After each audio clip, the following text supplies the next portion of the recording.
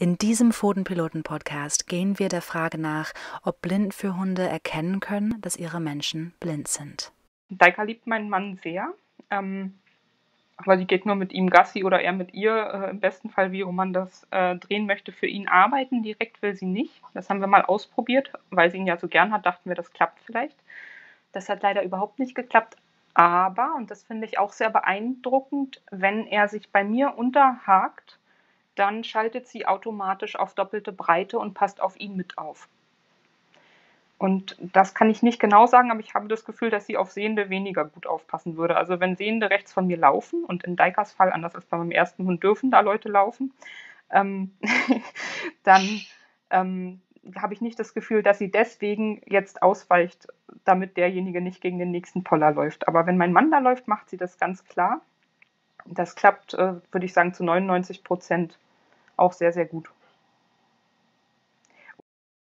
Ich glaube nicht, dass einer der beiden Hunde weiß, dass ich blind bin.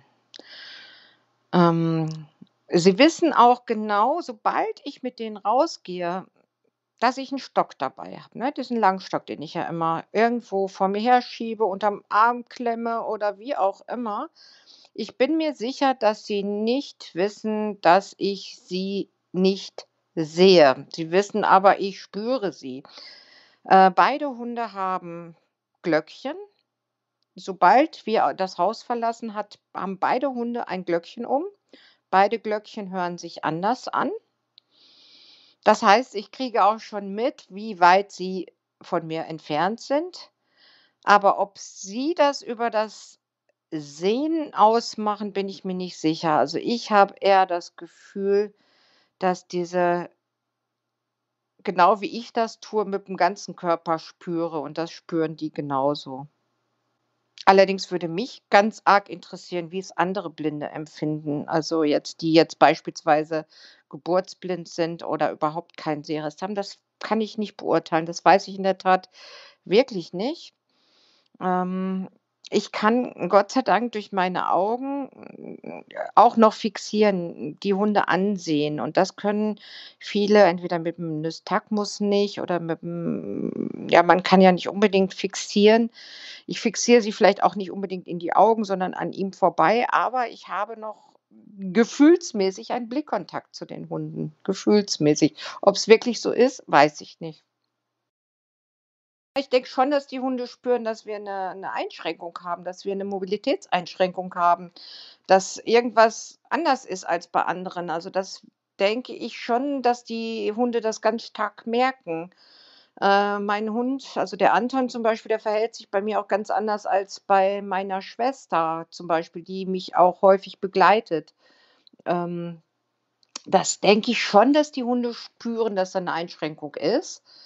Aber ich bin mir nicht sicher, ob sie spüren, dass es was mit dem Sehen zu tun hat. Es hat einfach mit der eingeschränkten Mobilität zu tun. Und ich denke, dass sie das spüren. Und wenn andere Menschen, die auch blind sind, auch dabei sind, ich denke, werden die das genauso oder wird der Anton das genauso spüren. Ich finde, der Hund kriegt das mit, ob jemand richtig sehen kann oder nicht. Ich war ja schwarzblind 14 Jahre lang, bin letztes Jahr operiert worden und kann jetzt 2% sehen. Also ich bin jetzt unter den Blinden ein Adler. Und wir haben eine Bergtour gemacht. Und am Berg war es ja wirklich immer so, dass er sehr genau, also er hatte das Kommandowurzelstein und er hat wirklich jede Wurzel, jeden Stein, über den ich hätte stolpern können, angezeigt. Und er war halt völlig irritiert, dass ich ihn in den Freilauf gelassen habe. Und er ist immer wieder zu mir zurück, weil er gesagt hat, die kann das nicht.